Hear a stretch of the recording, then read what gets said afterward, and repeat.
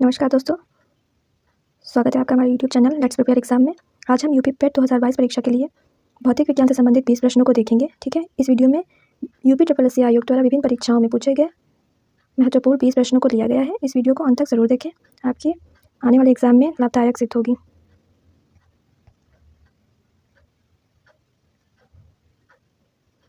चलिए शुरू करते हैं। प्रश्न क्या कह रहा है, निम्न में से कौन सी अदिश राशि है? ठीक है, अदिश राशि तो इसमें देखिए कार्य, वेग, बल, त्वरण ऑप्शन में दिया हुआ है।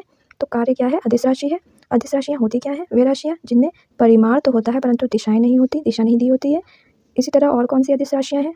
ठीक है, विभव हमारे परीक्षा की दृष्टि से महत्वपूर्ण है। विभव, ऊर्जा, ठीक है, इसी तरह की दूरी कुछ अदिश राशियाँ हैं, जबकि ये सब सदिश राशियाँ हैं। नेक्स्ट क्वेश्चन, चुंबकीय प्रेरण का SI मात्रक क्या है? तो टेस्ला इसका आंसर होगा।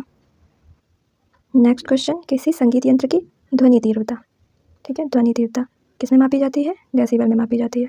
ठीक है, dB में। इंपॉर्टेंट क्वेश्चन है ये, कई बार पूछा जा चुका है। आवृत्ति मापने की इकाई का नाम क्या है? तो आवृत्ति को हम फ्रीक्वेंसी को किस में मापते हैं? हर्ट्ज में। ठीक है, और साथ ही ये भी जान लीजिए कि जो मनुष्य द्वारा श्रव्य आवृत्ति है वो कितनी है? 20 हर्ट्ज से 20 किलो हर्ट्ज तक। ठीक है, मनुष्य द्वारा सुनी जाने वाली आवृत्ति। नेक्स्ट क्वेश्चन, पराध्वनिक गति सुपरसोनिक स्पीड का मापांकन किस इकाई में होता है? तो मैक में होता है। यही ये समझ लीजिए, जो नॉट है ये समुद्रीय मील के मापन में इसका प्रयोग होता है, और रिक्टर का प्रयोग भूकंप तीव्रता मापने में किया जाता है। ठीक है, और हर्ट्ज का अभी देखा कि फ्रीक्वेंसी का मापन होता है इसमें। नेक्स्ट क्वेश्चन, इसमें देखिए दूध की शुद्धता मापने वाला यंत्र कौन सा है? तो आंसर इसका क्या होगा? लेक्टोमीटर, हाइड्रोमीटर, हैग्रोमीटर, बैरोमीटर में से लेक्टोमीटर। ठीक है, हाइड्रोमीटर का प्रयोग जो होता है वो द्रव्य के आपेक्षिक घनत्व के मापन में होता है। वहीं हैग्रोमीटर का प्रयोग जो होता है वो वायु की वायुमंडलीय आर्द्रता मापने में। ठीक है, आर्द्रता। और वहीं बैरोमीटर का प्रयोग वायुमंडलीय ताप मापने में होता है। चलिए नेक्स्ट क्वेश्चन है, निम्न में से कौन सी भौतिक राशि अन्य से भिन्न है? कौन सी भौतिक राशि? तो देखिए इसमें कौन कौन से ऑप्शन है? कार्य, गतिज ऊर्जा, बल और स्थितिज ऊर्जा। ठीक है, तो जो बल है वो क्या है? सदिश राशि है। बाकी सभी क्या है? अदिश राशि है, इसलिए भिन्न है। देखिए नेक्स्ट क्वेश्चन क्या है, माचिस की डिब्बी की सतह से जब माचिस की तीली टकराती है तो ऊर्जा का कौन सा रूप एक चमकीली लौ में प्रज्वलित होने का कारण बनता है? तो कौन सा रूप? रासायनिक ऊर्जा। नेक्स्ट क्वेश्चन बहुत ही ज़्यादा इंपॉर्टेंट है, जी का मान। जी क्या है? गुरुत्व। ठीक है, जो जी का मान है वो न्यूनतम कहाँ पर होता है? तो इसका आंसर क्या होगा? विषुवत रेखा पर। ठीक है, जी का मान विषुवत रेखा पर न्यूनतम होता है, बाकी ध्रुवों पर क्या होता है? जी अधिकतम होता है। इसीलिए जो व्यक्ति का भार होता है वो विषुवत रेखा पर न्यूनतम होता है, और ध्रुवों पर क्या होता है? भार भी अधिकतम होता है। ठीक है,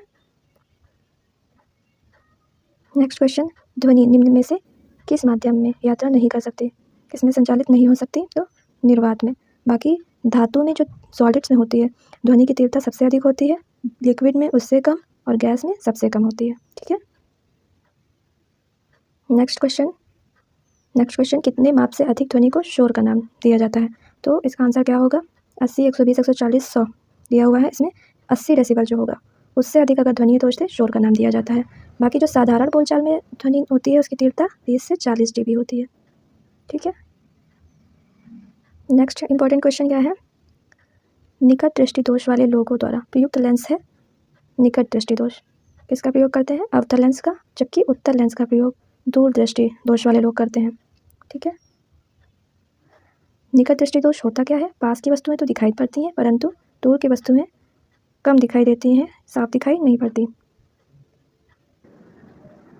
नेक्स्ट क्वेश्चन, ट्रांसफार्मर किस सिद्धांत पर कार्य करता है? तो ट्रांसफार्मर विद्युत चुंबकीय प्रेरण के सिद्धांत पर कार्य करता है। ट्रांसफार्मर का कार्य होता क्या है? AC को अप एंड डाउन करना। ठीक है, चलिए फटाफट देखते हैं नेक्स्ट क्वेश्चन। देखिए फ्रेंड्स, ये क्वेश्चन बहुत ही ज़्यादा इंपॉर्टेंट है। किस उपकरण का प्रयोग इलेक्ट्रिक सर्किट को वियोजित करने या पूरा करने के लिए किया जाता है? तो इसका आंसर क्या होगा इन सब में? ट्रांजिस्टर, फ्यूज, प्रतिरोधक या स्विच। तो इसका आंसर होगा स्विच। ठीक है, स्विच देखा होगा आप लोगों ने, किसी एक सर्किट है उसमें स्विच लगा देने पर, ठीक है, उपकरण अगर ये स्विच बंद होगा, ठीक है, तो उपकरण में सप्लाई पहुंचेगी और वो उपकरण कार्य करेगा। और अगर यह सर्किट बीच से खुला हुआ है तो उपकरण कार्य नहीं करेगा। ठीक है, चलिए नेक्स्ट क्वेश्चन देखते हैं। निम्नलिखित में से कौन सा पदार्थ बिजली का कुचालक है परंतु ताप का सुचालक है? ठीक है, इसका आंसर क्या होगा बताइए? एस्बेस्टस, सेल्यूलॉयड, अभ्रक, पनिस्वेक। तो होगा अभ्रक। ठीक है, नेक्स्ट क्वेश्चन, किस वैज्ञानिक ने इलेक्ट्रोलिसिस के नियम दिए? तो इसका आंसर क्या होगा? M Faraday. ठीक है,